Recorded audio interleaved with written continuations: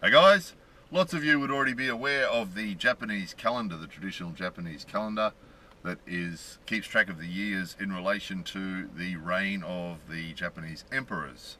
So for example, this year is the year 31 of the reign of the current emperor, and prior to that there was another period that was numbered in relation to the years of the reign of that emperor. So they usually give the period, a name.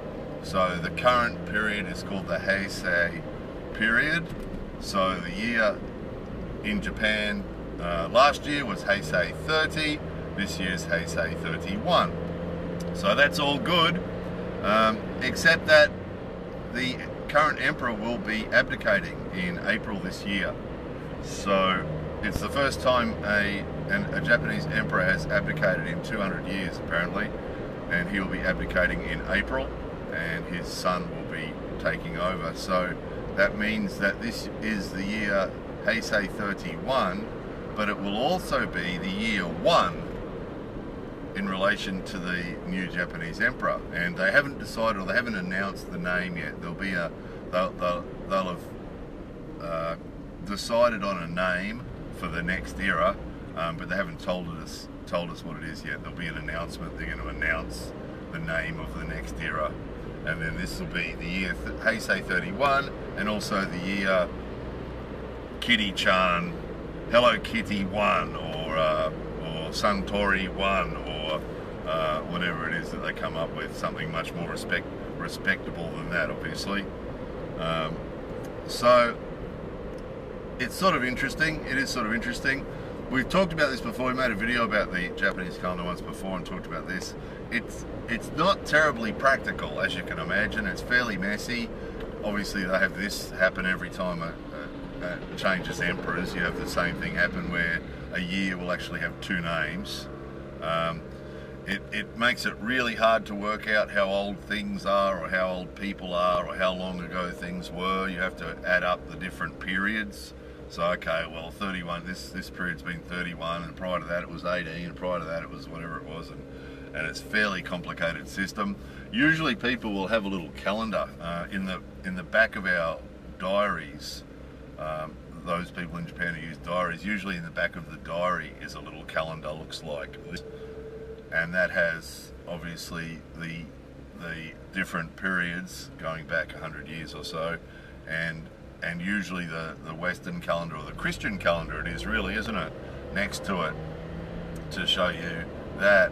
So it's fairly messy. It is fairly messy. There's obviously confusion over different things. You have to be very careful to write the right period, make sure it's H 31, because if you write S 31, that's a whole different thing, and it's obviously it requires a little bit more faffing around. There is also sometimes confusion is if it's written 19, well is that the year 2019, or is that the year Heisei 19? Was that actually 12 years ago? Because the reason we get confusion with that is because they also use the Christian calendar as well. So for example, our driver's licenses have Heisei on them. They have the Japanese calendar on them. So our date of birth and the year that the license was issued and the year the license expired are all written in the Japanese calendar. But other official documents are often written with the Western calendar. So they mix them up, which, as with lots of things in Japan like this, when they mix them up like that, it does run the risk of creating confusion or misunderstanding or other sort of problems as a result. So obviously it's a tradition, and it's been a tradition for a very long time, so obviously that's why lots of people want to keep it.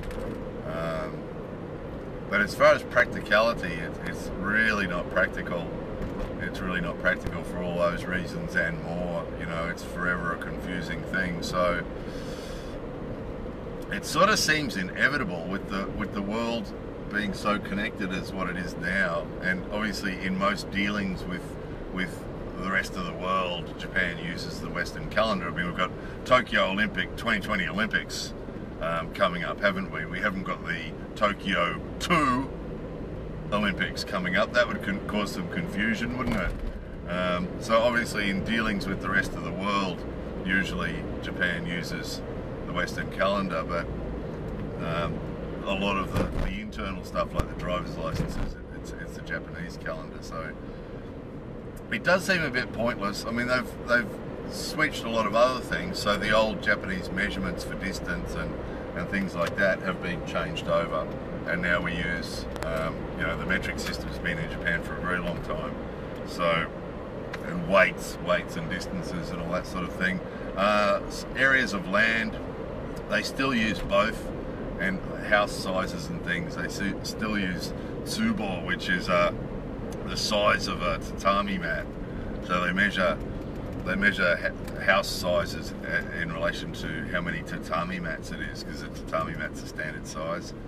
So they still do that, but they also often have square meters written down as well. So basically, Japan's gone metric, and went metric a long time ago, and metric's sort of standard in Japan. So they did that, but it does seem sort of interesting that they've done the metric system as far as, you know, everything else is concerned. But when it comes to the date, which is probably more important in our dealings with the rest of the world, that they're still clinging to the old system. So again, you know, it's fairly consistent with everything else we see here, isn't it? You know,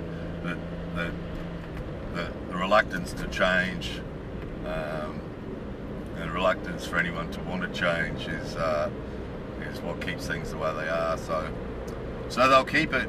Probably what will slowly happen is they'll probably keep that Japanese calendar alive, but it'll probably slowly get phased out of different documents and different things over time, probably. But over a long time, I mean, if we've still got driver's licenses with it on now, and see, you can see the problem too, they sort of know this is coming, so they've started to adjust, but some people will have a driver's license that expires in Heisei 36, which isn't going to exist now. Heisei is going to stop at 31, and people will have driver's licenses that expire in Heisei 36, and you get a lot of problems like that. And then of course, you know, this time we knew that it was going to change, because the emperor, you know, announced he's going to abdicate a long time ago, and so they knew it was coming. But often, of course, it doesn't change till the emperor dies, and so the change can be sudden. So as it is, we've got calendars and things like that you know, that are 2 years ahead, or books that are 2 years ahead, or all sorts of things like that. Systems that are 2 years ahead that aren't going to be relevant. They're going to be incorrect. So it is fairly messy. It is fairly messy, but it will exist. How it affects us individually, you have to be sort of aware of it, because a lot of your documents that you use in Japan are going to be marked with it. You need to know your date of birth from the Japanese calendar, because they'll ask you for it. And you can often get away with saying that Christian calendar, I was born in, you know, 2080 or whatever, 1980 or whatever, and they'll often work it out for you. But if you're filling out a document, often you'll have to write it down, so you need to know what your date of birth, year of birth was on the Japanese calendar, so you can write it down in documents, things like that. So it's interesting. Again, it's like time travel. We're talking about it recently on that video about, you know, Japan being ruled by the old men. The old men obviously like the old calendar system, they want to keep it. But it's another one of those paradoxes and contradictions that we talk about, where, you know, in some ways we're living in the future in Japan with some of the technology and things. It feels like living in the future sometimes, but then you get things like this, and, you know, it's a really old system. Working out what year it is based on the reign of the emperor, that's a fairly classic, isn't it?